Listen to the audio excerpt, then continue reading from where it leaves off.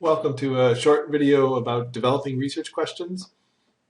We've already done a lot of work with research topics, of course, and you may think I'm ready to start researching. I want to suggest one more step in between figuring out your topic and doing some thinking about it and really jumping into your research. Here's what one writing textbook says: you can't jump from picking a topic to collecting data, or in other words, choosing a topic and jumping right to research. Well, why not? You might wonder.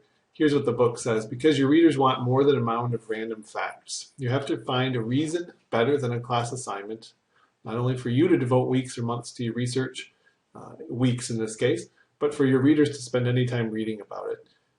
And you find that reason, the book suggests, when you can ask a question whose answer solves a problem that you can convince readers to care about.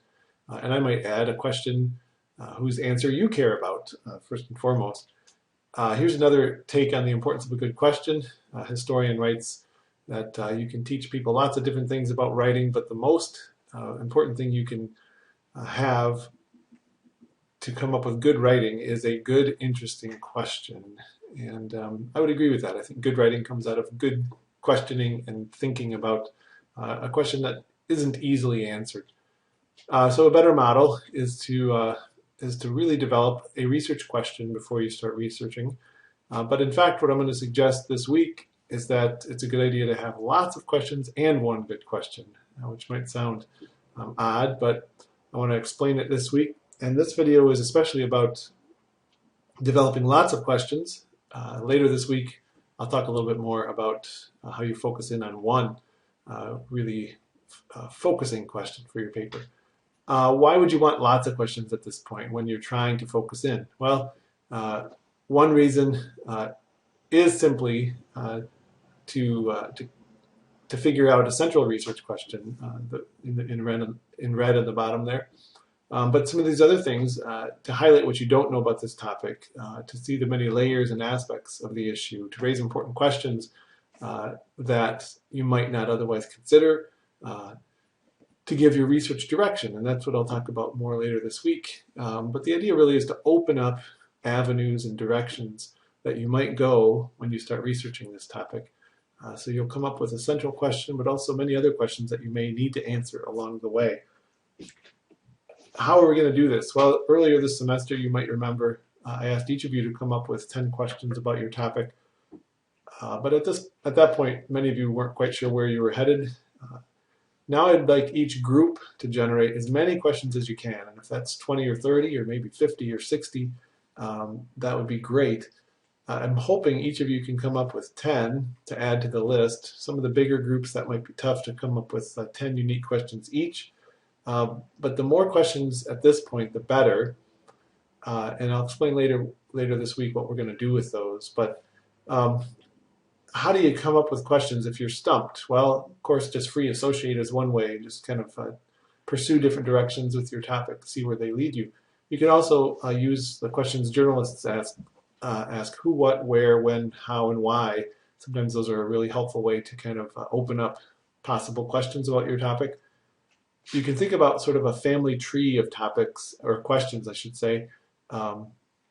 More philosophical, broad questions, fundamental questions about your topic, as well as more minor, more factual, more specific questions about your topic, both of which can be very important and useful in a research project and paper.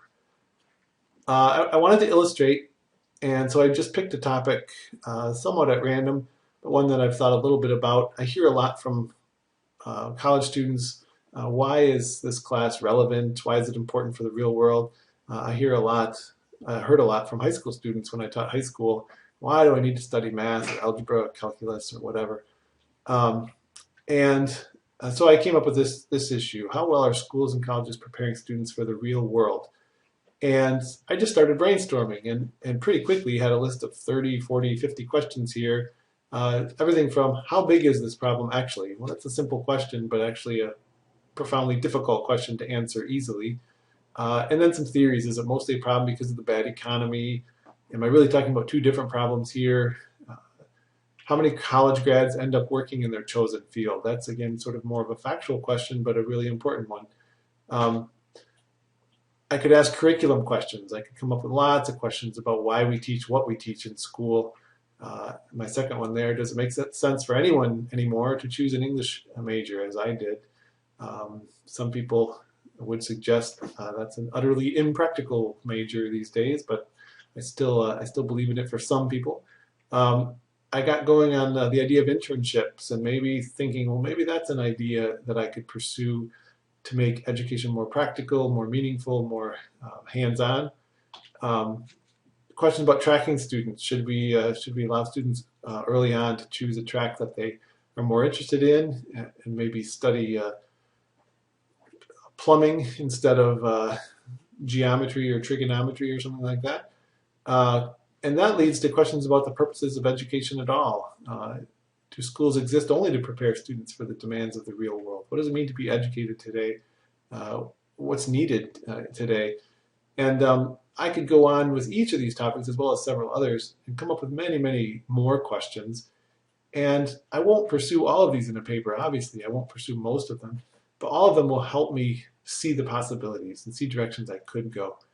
So what I want you to do this week is, as individuals, but also as groups, come up with a long list of questions. We're going to do this on your research group page using a group wiki. And I'll put these directions on Blackboard as well. But let me just show you how that's going to work. If on Blackboard you click on research groups, and I think most of you only see your own group. I set up a sample one here. When you get into your group page, you should see group blog and group wiki. Click on group wiki. You'll click this button here, edit wiki content, and then that allows any of you to add or edit this content. If I were to go to, let's say, my own list of questions here, I could, and it's not letting me at this point, but I could copy and paste those, put those in here, create a long list of questions, and then simply hit submit, and the next person who comes into this will see, hopefully, whatever I've typed. So, and you can all edit and add to this content. That's it for this video. The directions again will be on Blackboard. If you have any questions, let me know. Thanks.